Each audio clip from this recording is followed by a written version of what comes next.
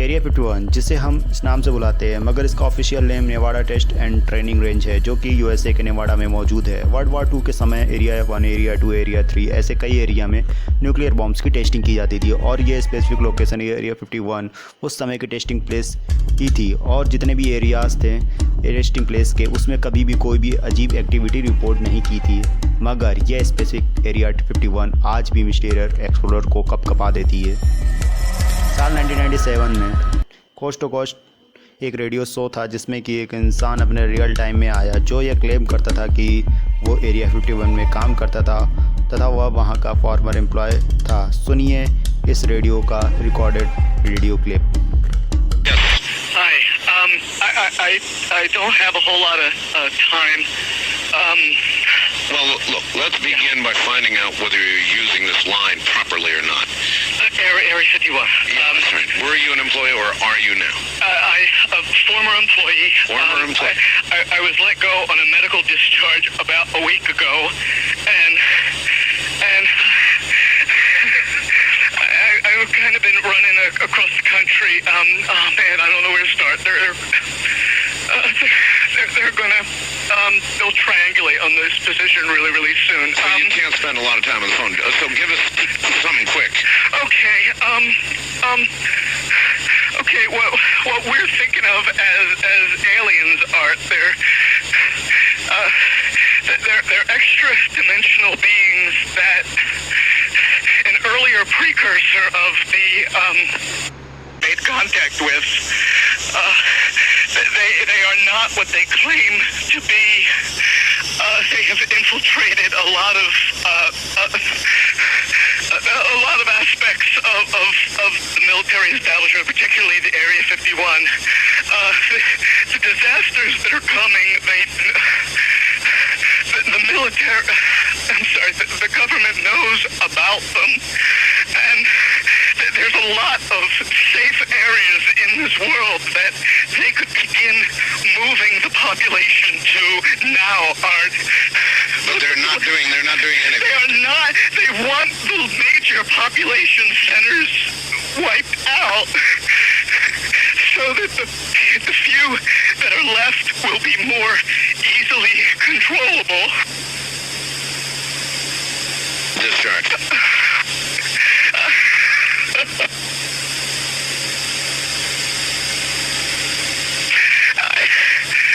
I started getting radio show पर तथा इसके बाद रेडियो शो में लाइव ही फ़ोन कॉल कट हो जाता है और उस अनजान इंसान का क्या हुआ ये किसी को भी नहीं पता।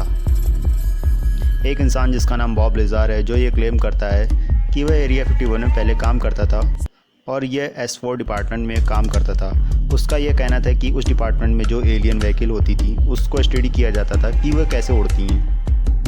जी हाँ, उसने ये कहा था कि एरिया 51 की टीम यूएफओ और एलियंस को कैप्चर करके एक्सपेरिमेंट करती है। एलियन यूएफओ को बिना किसी फ्यूल के हवा में कैसे उड़ा देते हैं, वहाँ की टीम उसकी जांच करती थी। उनके हिसाब से 1989 में उन्होंने ये डिस्कवर किया था कि एलियंस के एयरक्राफ्ट कैसे काम करते हैं। उनका डिटेल्स स्टडी किए थे कई महीनों तक। उनके हिसाब से उनके स्पेस क्राफ्ट में एक ऐसा मेटल का प्रयोग किया जाता था जिसका एटॉमिक वेट 115 है, जो कि अननोन था उस समय 1989 में।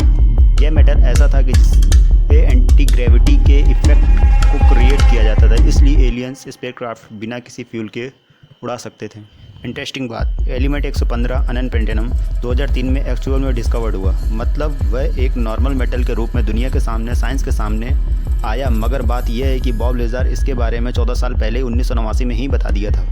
बॉब लेज़ार के हिसाब से वह जिस एयरक्राफ्ट की जांच अपने हाथों से किए थे वह धरती से 40 प्रकाश वर्ष दूर तारामंडल से आया था। एरिया 51 के रहस्यों को और रहस्य एक और चीज़ बना देती है कि कोई भी पैसेंजर एयरक्राफ्ट, हेलीकॉप्टर या किसी मिलिट्री एयरक्राफ्ट को भी इस एरिया के आसपास भटकने नहीं दिया जाता है। ड्रोन तो दूर की बात है, किसी भी सैटेलाइट को एरिया 51 की फ़ोटो ऊपर से खींचना मना है। और जितनी भी आप इमेजेस इंटरनेट और इस वीडियो में देख रहे हैं वो 10 किलोमीटर दूर पहाड़ों से खींचे गए हैं या हाईटेक जूम कैमरे की मदद से। 2004 में डैन वेरिश नाम का एक व्यक्ति पब्लिक के सामने आया है। वो भी कई भयंकर बातों को बताया है कि वह एलियन के वायरस को एलियंस के बॉडी से निकालता था।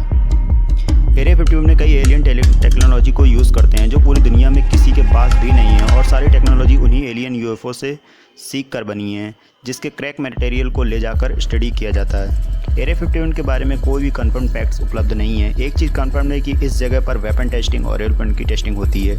यह जगह बड़े बड़े माउंटेन से घिरा हुआ है। The perfect location, all the secret location. साल 2014 में फेमस मैगजीन वर्ल्ड ने अपनी रिपोर्ट में दावा किया कि एरिया 51 के सामने कुछ ऐसे प्लेन को उड़ते देखा है कि जो कि अपने टाइम से बहुत ही ज़्यादा आगे थी टेक्नोलॉजी के मामले में। मतलब वह सराउंडिंग के हिसाब से अपने रंग को बदल सकती है, हवा में गायब हो सकती है और बादल का रूप ले सकती है अकॉर्डिंग टू सराउंडिंग।